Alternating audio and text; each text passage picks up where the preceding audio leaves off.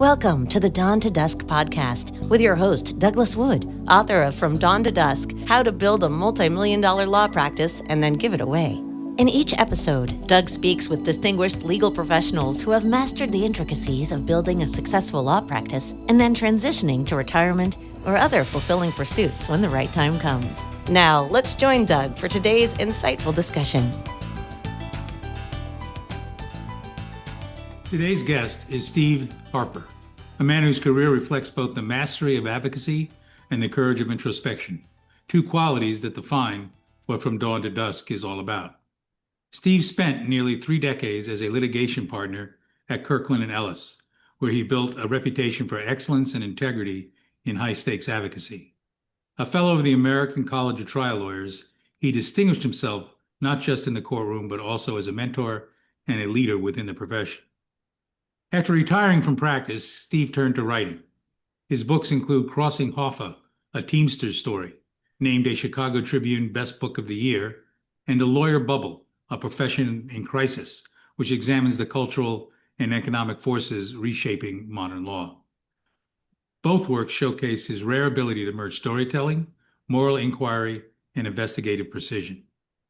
Steve's writing has appeared in the New York Times, USA Today, The Hill, Cranes, and the Chronicle of Higher Education, and he's contributed columns to The American Lawyer, Moyers on Democracy, and Dan Rather's News and Guts. He continues to write regularly in his Substack, The Belly of the Beast, where he explores law, ethics, and society with the same clarity and conscience that have defined his entire career.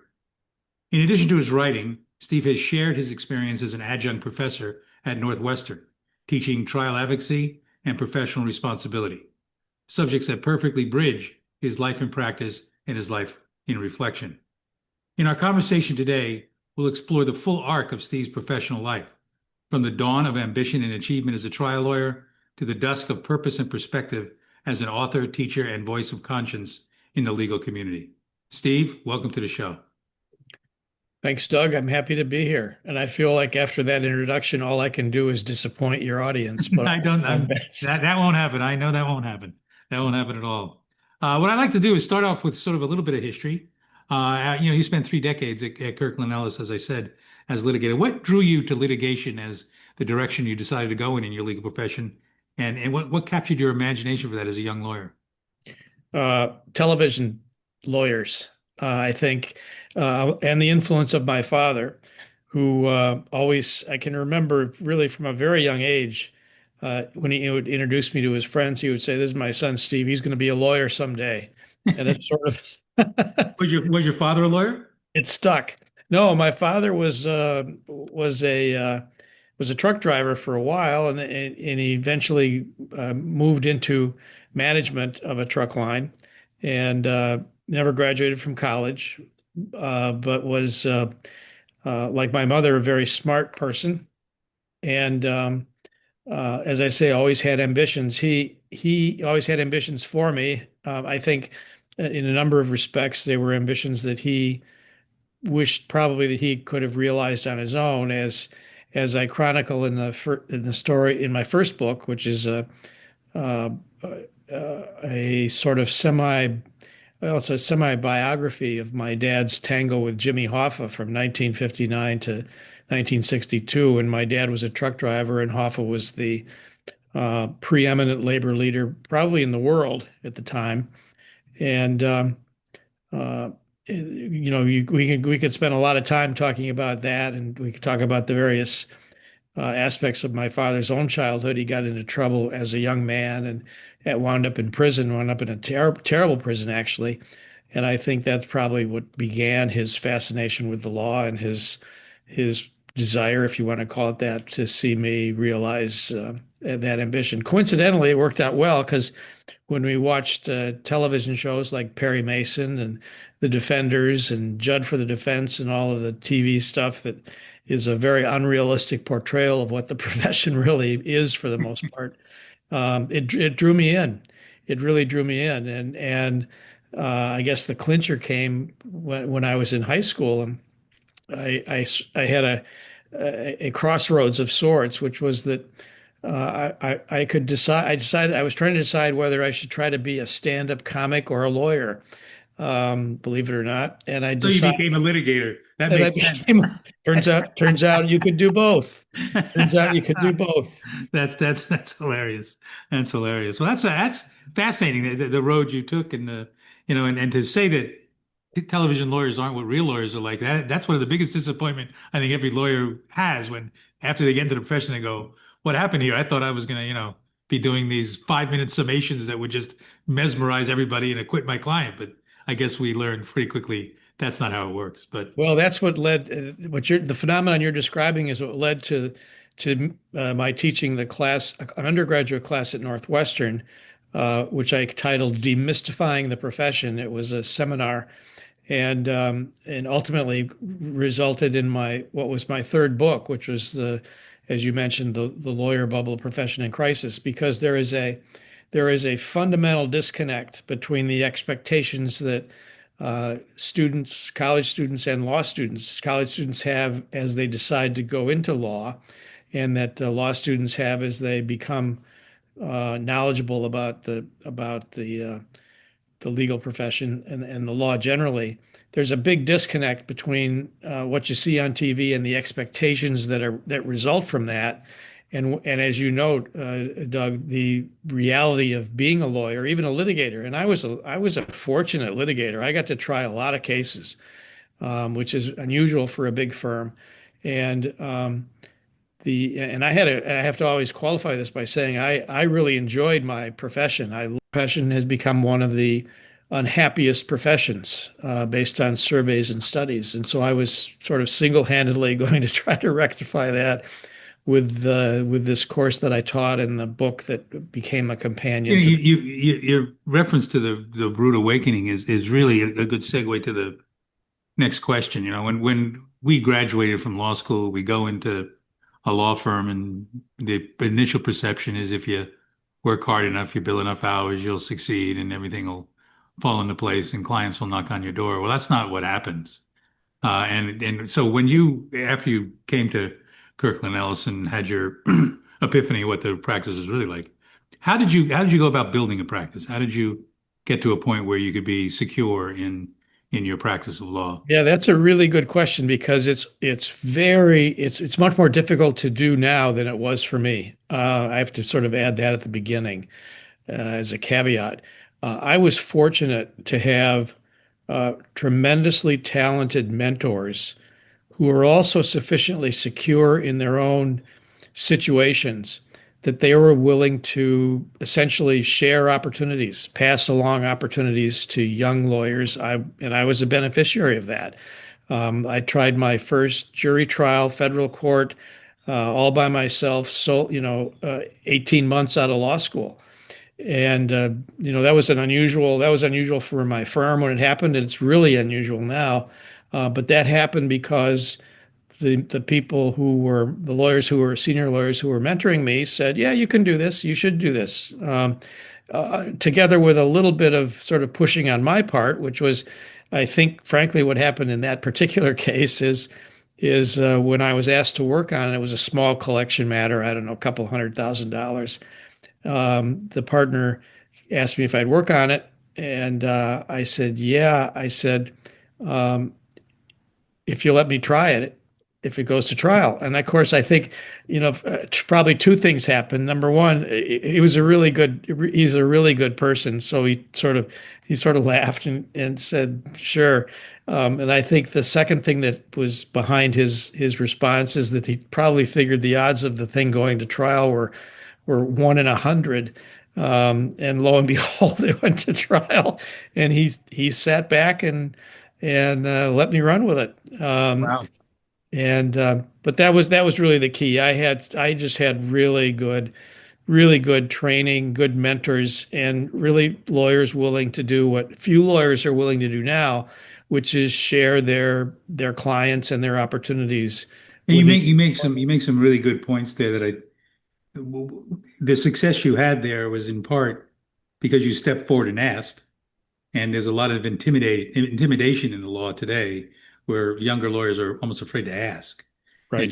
to move on, and get the opportunities they can do. And the second point I think that listeners might take from that as well is that one of the keys to your success, and I suspect this wasn't the first instance of it, was the right mentor, the right person you worked for. And I mean, and in our careers, I can certainly say as to mine, I had more of them than I had the other kind, but I did have the other kind. There was one senior partner at a firm that I eventually took over that fired me twice. And and then First one didn't stick, huh?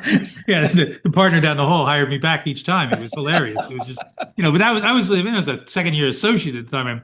I thought my life was passing by me, but I stood up and I said, okay, I'm gonna, sort of take this either in stride or I'm gonna figure out what's gonna happen next. And the other was that obviously you had the confidence to walk into a courtroom after 18 months of practice is amazing because I mean I'm not a litigator. I mean I was a transactional lawyer and I started off as a litigator though in a small two partner firm, and I just found that the pressures and the kind of crazy hours and all the kinds of things that litigators had to go through was really hard for me to balance against my own personal life. I was married, didn't have any kids yet, but I was married, and we were trying to balance all that at the same time. So, as a litigator in really high stakes stuff at one of the major firms in the country, you had to face some of those challenges of life balance. So, how did you maneuver that? What were some of the things you did to keep a balance? It was difficult. I can tell you for sure that the most difficult period was was between the time that I was, let's just say, third or fourth year associate and a more of a mid-level partner, because that's the period where everyone is sort of everyone's wants you. Um, if you're any good, you're sort of at the perfect point in experience. To be able to actually do stuff. So senior partners really want you. You're trying to do enough that's sort of autonomous that if you get a case that's headed for trial, you want to be able to try it. Um, so that middle period is the toughest. Um, but once you get past that period, and I think this is the key that most senior lawyers don't really get.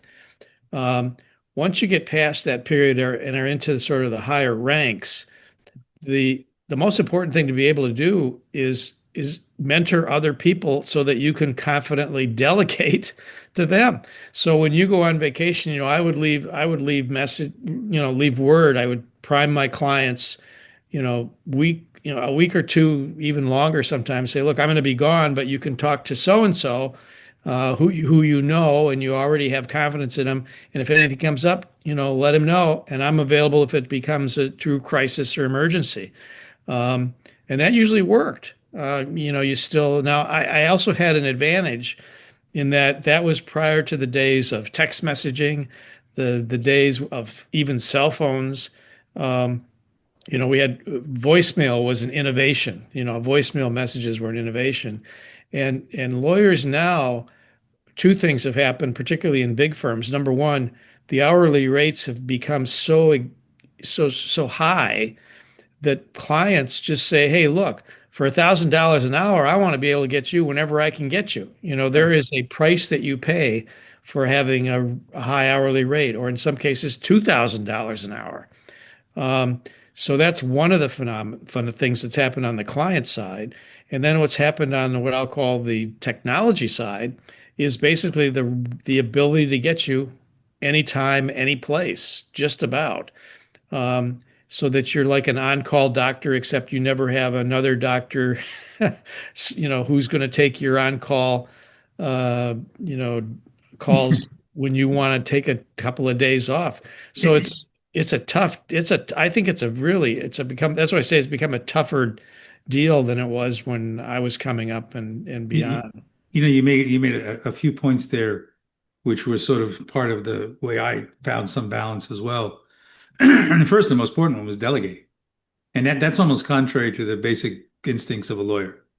So many lawyers they think that if they've got to control it, it's got to be in their hands, and they have a distrust for anybody being as good as they are when there's probably plenty of people who are better than they are out there in terms of being able to do the work. I used to jokingly say to my colleagues, "I want to be the laziest lawyer in the world." I want to delegate everything I possibly can. Then I'll go out and get business.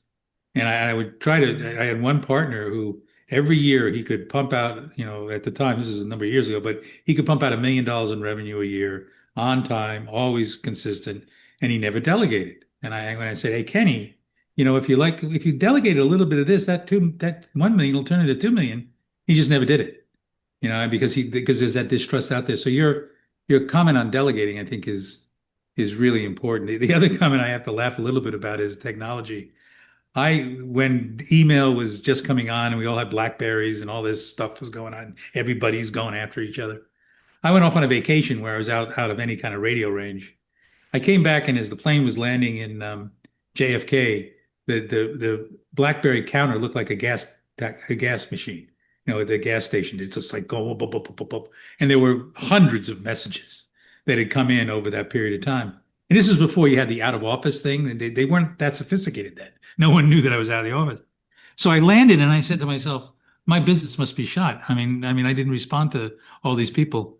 Next thing I knew is it didn't matter at all.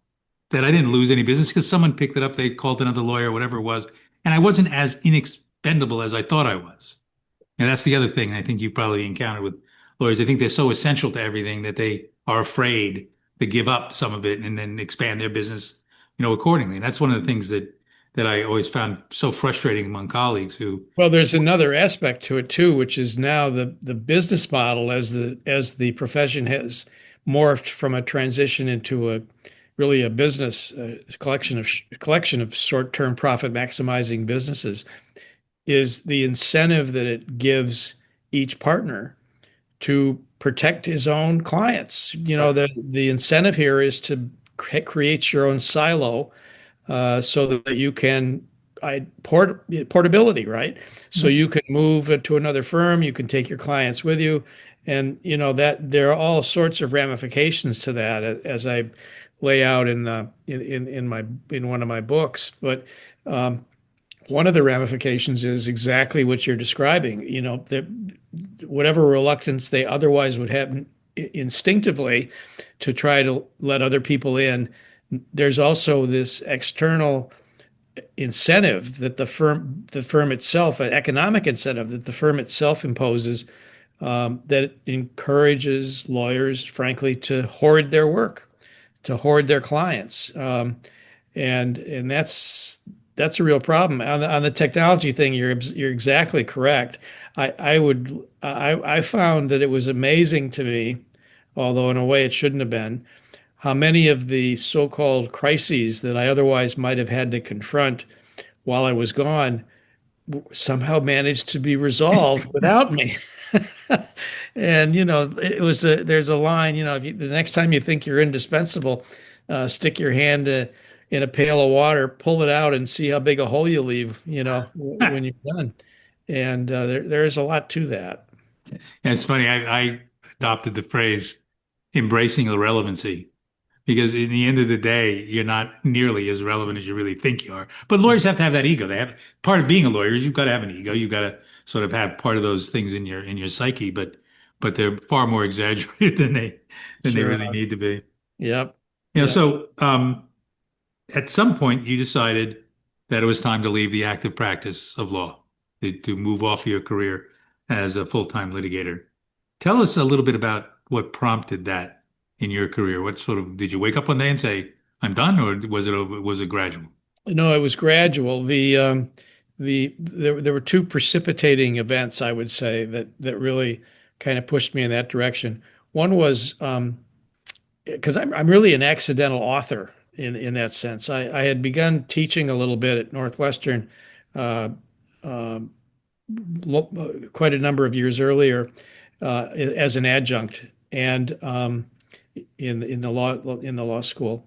And two things happened. One, I had coached all of my kids' little league teams all the way through, two sons and a daughter, her softball team. I think with all the travel teams and anything, I think I coached 25 teams. I added it up once. It was a large number of teams. And invariably people say, wait a minute, you were a partner at Kirkland Ellis and you had time to coach your kids' little league teams? How did that happen? And the answer is you just do it. Because related to your point of indispensability, you also have to have the fortitude to be willing to draw lines and let the chips fall where they may after you draw those lines. And I had drawn a pretty firm line about, I wasn't going to give over my life to my law firm or to the law. Um, it was important for me to be part of my kids' lives as they were growing up, and I was, and I've never regretted a minute of it. Um, but eventually, I had no more little league teams to coach because my youngest daughter grew up, went away. She was in a high school, and by then, they turn them over to people who know what they're doing when it comes to coaching teams, youth sports. Um, so I had created this time that existed by virtue of my prior line drawing.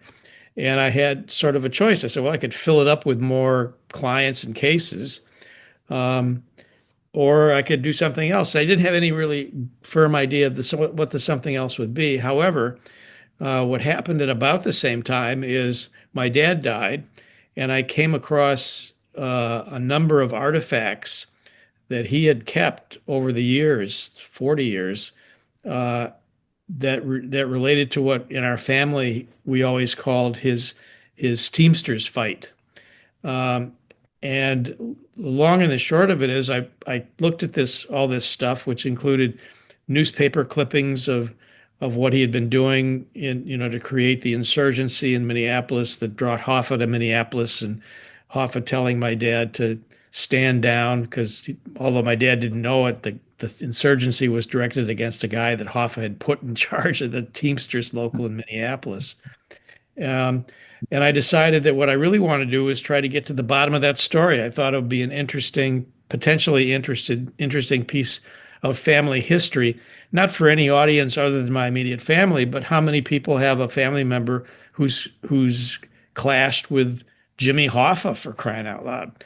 And so I started what I thought was this sort of issue of personal history, personal family history, got out my legal pad and just started to build a chronology, and uh, kept digging deeper and deeper, and found there were some fascinating aspects to the story. And then one day I was having breakfast with a friend of mine who was a year ahead of me at Harvard Law School, and our kids were in a band together, in a high school band together. Scott Turow, who everyone's heard of, I would think. Oh, yeah. And he asked me, he said, "So Steve, what are you working on besides your legal cases?" And I said, "Well, I have this personal family history project," and I laid it out with him. I gave him, the so-called elevator speech, which is the three sentences. Yeah, my dad was a truck driver, entangled with Jimmy Hoffa. Hoffa came to Minneapolis, told him to stand down. My dad refused, and they spent the next 2 years trying to kill him, which they did. They tried. They did not succeed. And he said, "Well, how far into it are you?" I said, "Well, I have about 150 pages." He said, "Well, then let me tell you something. You've crossed the Rubicon. You're on your way to writing a book." I said, "Well, that's fine." I said, "What do I do now?" He said, "Well, if you want, I'd be happy to take a look at a chapter or two and give you my thoughts." He said, "I do that once in a while." So I sent him the prologue and the first chapter, and he immediately got back to me. He said, "Not only do you have a book," he said, "you have a really good book." And I said, "Okay, fine. What do I do now?" He said, "Well, first thing you do is finish it, and then the second thing you do is we figure out a way to find you a publisher." And lo and behold, here I am, an accidental author. I still, at the time, I wrote that book on Sundays, really, because I was still had a full-time litigation practice Yeah. as I started and continued the book. But eventually I found it so rewarding that, you can tell that you're ready to leave whatever you're doing. If you're a lawyer and you have something else you're working on that's not a legal case, and the phone rings and you're upset that you're being interrupted by the phone with the client at the other end, that's how you know it's time to move on to the next thing, whatever it is. So I was lucky. It sort of opened up for me. I didn't have to make this sort of hand-wringing decision about, what should I do. And Financially it was fine. It wasn't an issue there. We didn't live to the full extent of our means, which is always good advice. I think no matter what you're doing. And so that's sort of how it evolved. Um, Hmm. One thing led to the next, So and just after, as it had progressed along, you got more and more into writing and less into practicing law, and eventually woke up one day and you realized that you're retired from the practice of law and you're a full-time writer. yeah, and it worked out great because I'd been a mentor to very talented proteges who were more than happy to, pick up the slack over the period, and the transition was truly seamless in terms of my clients and practice. What what kind of feedback did you get from your clients and your colleagues as you were leaving? Were they all, any of them saying, "You can't go, Steve. What are you doing? You're crazy." How was some of the reactions you A little got? bit of that. Yeah, a little bit of that. They didn't get to the crazy part, but they did say, because I wanted to be, the best analogy was that I had watched in courtrooms aging lawyers who should not have continued to press forward with what they were doing. It wasn't serving them well, but it was clear they couldn't leave it. They couldn't move on for whatever reason. And I didn't want to be one of those people. So I had determined that I was going to be the legal equivalent to Michael Jordan. You make the last shot, and you walk off at the top of your game, and then just don't try to play minor league baseball I was afterwards. going to say he got sucked back in a wee bit, but Yeah, I hear he you. got stuck back in the wrong way. But I was really at the time I did this, I really was at the top of my legal game in terms of trying cases. Early 50s, that's sort of the perfect, you got a little bit of gray hair going, and that's sort of the perfect look for juries, and judges have developed a respect for you, and that sort of thing. Um, and I had some partners, say, "Gee, I wish you wouldn't." They didn't say you shouldn't. They said, "I wish you wouldn't." Um, and clients were sort of like, "Well, I understand. That's okay. Yeah, we'll be okay." Yeah, it was more of a sort of sorry that you're going to do it, but you do what you have to do. It was okay. So, It so wasn't. have you with the Hoffa's the Hoffa book and the Lawyer Bubble book? Have you been into nonfiction as opposed to fiction, or have you also delved into fiction? Yeah, I did. I did one other nonfiction book, which I did spending weekends with my former history professor for the last 3 years of his life as we walked through his 20th century journey as a non-practicing Jew. He was in a nursing home at the time, but that was a really fascinating look at the 20th century through different eyes. Um, very prominent professor of history.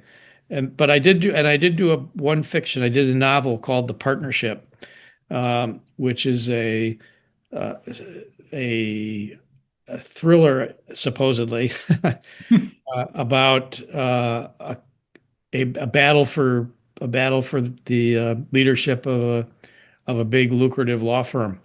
And That never happens in the real world. right, exactly. I thought it was fiction. Yeah, I didn't make a lot of friends with that one, but what are you going to do? Yeah, well, I mean, look, when you had a tutor like Scott Turow, you can't go wrong. That's a fantastic story there, and all of itself. Well, Um, what it proves as much as anything else is that there's so much of life and this was my history professor's point, so much of it is fortuitous. The harder I work, the luckier I get, I guess is the saying. And the things that you can't control are so much more important in some ways than the direction your life that you choose for your life. It's sort of a remarkable thing to learn. Yeah, no, I couldn't. Yeah, I used to always tell the young lawyers, go out there, just get out there, network, go to places that you don't think are worth you going to, go to events you think are silly. Just get out there, and you may bump into the next person that's going to really change your life. And that happened to me numerous times. You never know. Yeah, You you just just never never know. know. You never know at all. And I got a kick out of your coaching references too, because I was similar. I coached my kids in baseball and softball, and I kind of had a similar line with you. But I also had a lot of business overseas and in California. And the joke in the town was when it was game day on a given day, or the morning on a Saturday morning, the limo would drive up the field from the red eye from Los Angeles, and I'd get out of the limo and go and coach the game. It was like, what is there, Steinberg coming here to, he comes to coach Little League in a limo. But I said, Yeah. hey, another time, my daughter was very young at the time. She was going to be either, I think, a plum or something in some stupid play, at school in grade school, and I had to be there, and I was in Hawaii on business. And I flew and I without even thinking about it, I got on a plane in Hawaii wearing a Hawaiian shirt and shorts and stuff. And then I arrive in New Jersey, it's freezing cold, and I got a couple of pineapples in boxes, and I walk into the auditorium with my pineapples in my so I had a bit of a reputation as being someone who maybe a little bit tapped at times, I Yeah. think. But whatever, Call, you do it. the nice word for that is eccentric. We call that Okay, eccentric. there you go. There you go. But you Yeah. had to do it. You had to do it. I did plenty of that. I did a round trip from Chicago to Los Angeles and a deposition in the middle in a single day just to do this same as you guys. Yeah. There Yeah. was a children's play and You got to do it. And I mean, that's like, when a lot of times when I ask folks, how did you balance it? A lot of it comes down to you said earlier, you just do it. And it can be done. It's pressure, but it can be done. no one's going to come up and say to you or ask you, "Gee, would you like to go early today so you can do the little league practice that starts at 4 o'clock You're and right. for your Exactly. kid?" No one's going to ask you to if you want to No. do that. You do it or it doesn't happen. So in the lawyer bubble, you talk a lot about a profession under pressure with changes and crisis, as you put it. Um, a decade ago, you wrote that book, I believe. How do you think your thoughts have progressed in that connection? Has it gotten better? Has it gotten worse? Where do you see it today? Worse. Uh, I hate to be such a pessimist about it, but boy, if you look at what happens to, say, young law school graduates going into a big firm and the odds of them becoming, say, an equity partner in that firm have become well, just to the point where I think law students now think, well, I don't even have that as an ambition. There's no point. The odds are too great against me. But I can go there for decent money for several years and burn off some of my student loan debt. And I think that part of it has become worse. I think the silo aspects have become worse. I think there's less cohesion in some of these firms than there was because of the silo kind of thing. Um, I mean, you shouldn't be in a, let me put it more positively. A partner should be in a position to say to a client, I'm not sure I'm the best person for you for that particular problem. Let me introduce you to my partner, X. Um, People are too reluctant to do that now. It used to be they call that cross-selling, right? That's a good Right. thing. That's where you grow the pie. Um, Instead, you're likely to get, well, um, let me see what I can do with your problem. And then the next thing you know, the partner is looking at some other person, not a partner, maybe in a related discipline, who might be able to help out, but won't be a threat to quote unquote claim part of the billings of that partner when it becomes evaluation compensation time. So um, I think all that's I think all that has made the challenges much more difficult. And it's made I'm not sure it's made I don't think it's made the profession, particularly in big firms now. I don't think it's made them better places from the standpoint of the quality of the existence that people have uh, in those firms. Yeah, you're I could be wrong, but I no, don't. no, I unfortunately agree with you there, having gone through the big law processes you did and watch it evolve over I was in much smaller firms than I went into big law and for 20 years, Mhm. till I retired from it in last year. And I saw that firm go from 900 lawyers to 2,000 lawyers. Well, there you go. And it changed dramatically as it went along. 900 was much more collegial, to put it mildly, than 2000, and numbers became far more important than people.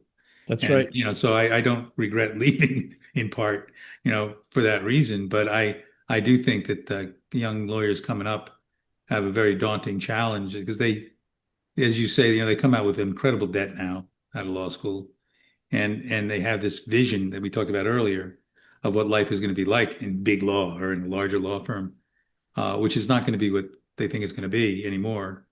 They're better off, I think, in many instances, lowering their targets and going into smaller firms, those kinds of practices. Because the other thing that I always had trouble with as well, just as you said, the big law is that they silo you and you don't have a choice in some instances. You get stuck in a silo, you can't get out of it. And that can destroy a career as well. So I am, Yep. unfortunately, am somewhat pessimistic, as are you, about the whole thing. And I think that the changes post-COVID too have been damaging because they've and I understand why people want to stay home and all that kind of stuff and do their stuff. But part of what, at least when I became a lawyer, was hanging out in the hallways and doing the drinks after work and all this other kind of stuff that you just don't get anymore. And I've took a number of partners I've spoken to at various firms have said that they're making the lawyers come back more often. And the biggest resistance they're getting are not from the young lawyers, they're getting it from the senior lawyers who are happy not coming in 5 days a week, because they don't have to anymore. They're going to get compensated well regardless. And, Right. so it's almost like it's a poor leadership, and it's kind of contradictory in what they're saying one thing and what they're doing. So Yeah. I think that it is in crisis. And one point I'll make there too for you and the listeners, I was asked by Wake Forest to do a lecture on the emotional times of going through practice and giving it up and losing some of your identity and all that kind of stuff. It's one of the things I lecture on. I was amazed that they were teaching that at Wake Forest to law students. And I asked the professor, "Are you aware of other law schools that are teaching young lawyers in law school about the emotional turmoil and the conflicts, et cetera, of being a lawyer?" And I'm not aware of any schools doing that. It's very important. So Yeah. kudos to Wake for doing that. Well, Because that they was, need to, I think the best way I could capsulize it is to say that it's all about metrics, right? If you can't measure it, it doesn't matter. So it's about leverage ratios, it's about billable hours, it's about billing rates, it's about revenue, it's about profit margins, it's all metrics. And what you can measure, what you cannot measure, um, doesn't matter. And there's no metric for job satisfaction. And so you're exactly right. And I don't know of any law school that teaches the stuff that you're talking about at Wake Forest either. But they should all do it. They should. You got to warn people what they're headed into. Um, yeah.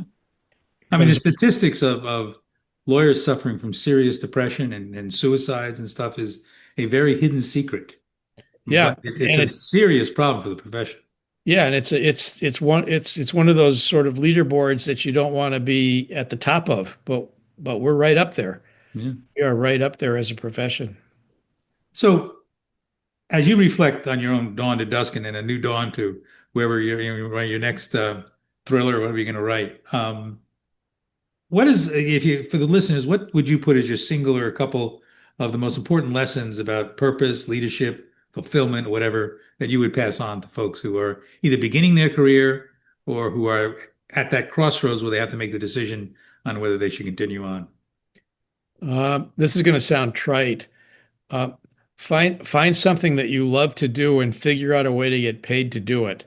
Um, it it may be maybe it's the law. It could be that it's the law in some form. It could even be a big law firm. I mean, the fact that I'm not sure I would go to a big law firm today out of law school, I probably wouldn't, frankly.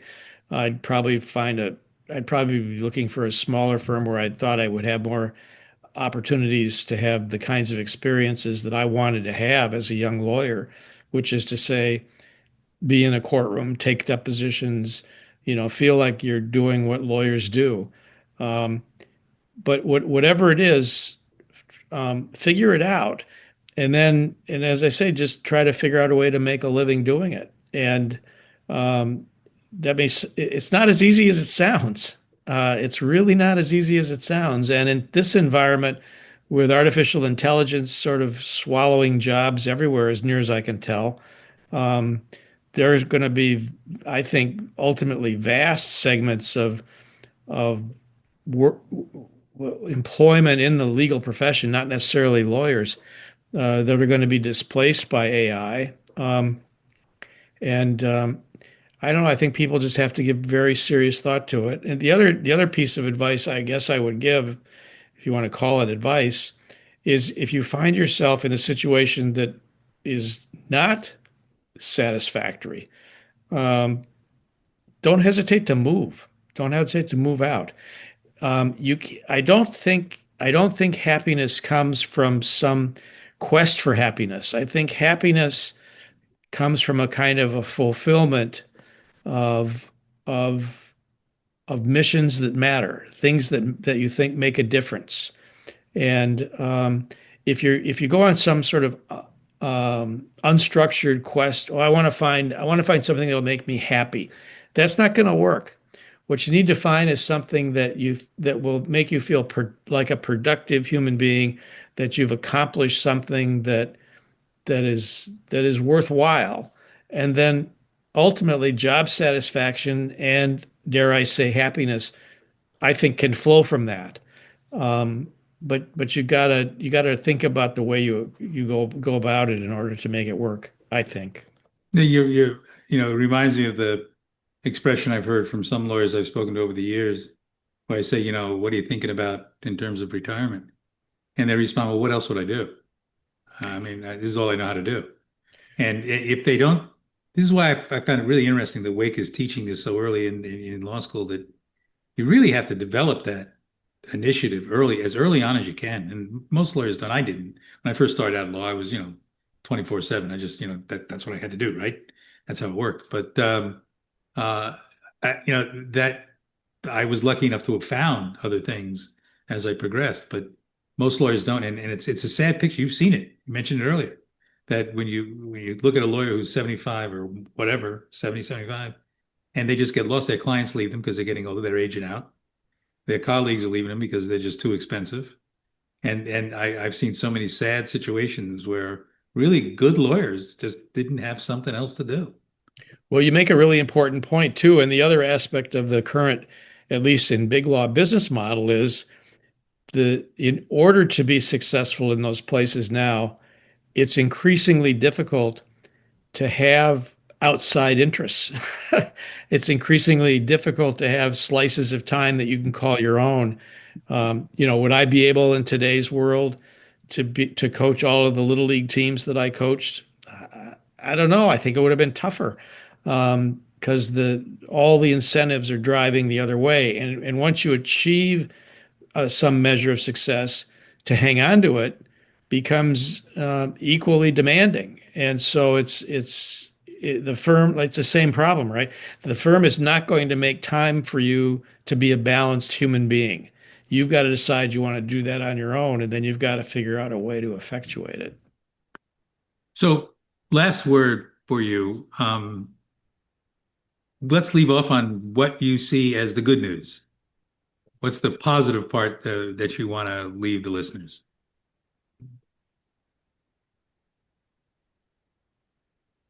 The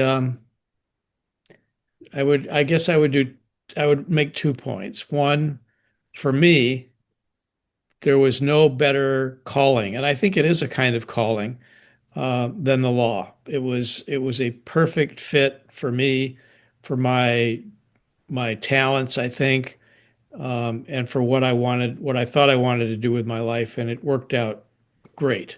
Um, and the second point would be,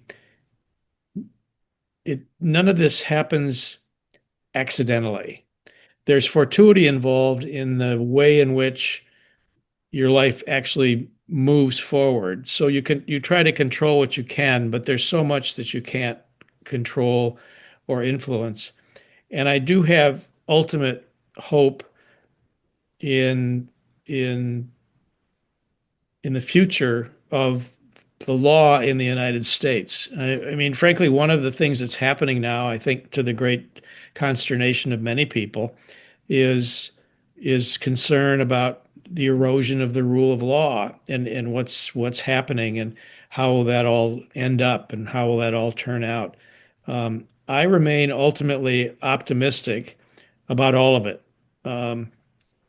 Maybe it's false optimism, but I don't think so. I think um, eventually, we do. It was Mattis, I guess, General Mattis, who said, you know, you can trust America to do the right thing after it has explored all other alternatives. Um, and sort of that's kind of where I wind up on all of it. We all have the power to do the right thing.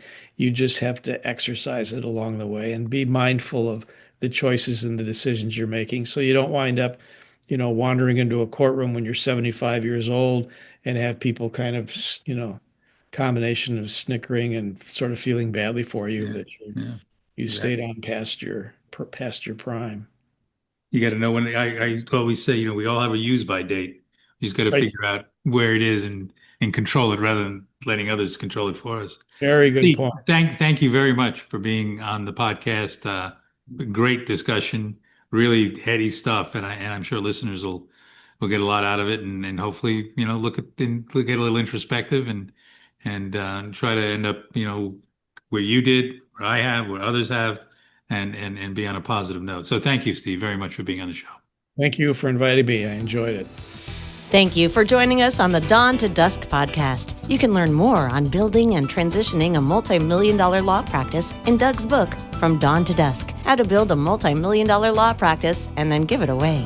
If you're interested in working with Doug, suggesting future guests, or have questions you'd like Doug to ask guests in upcoming episodes, reach out to him at douglas.wood@wood.law or visit his website at dawntodusk.wood.law. And if you enjoyed the podcast, don't forget to subscribe and share it with your peers. Until next time, we appreciate your viewership.